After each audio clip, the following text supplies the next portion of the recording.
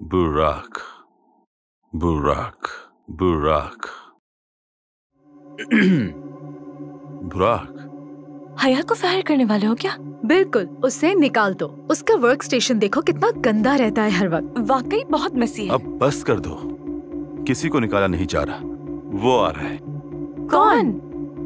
ओह, बुराक, मिस्टर बुराक, कैसे हैं आप? मैं बिल्कुल ठीक हूँ और बिलाखिर मुझे भी तुमसे मिलकर बहुत खुशी हुई डिविंची में, जो अब कहलाता है हमारा डिविंची।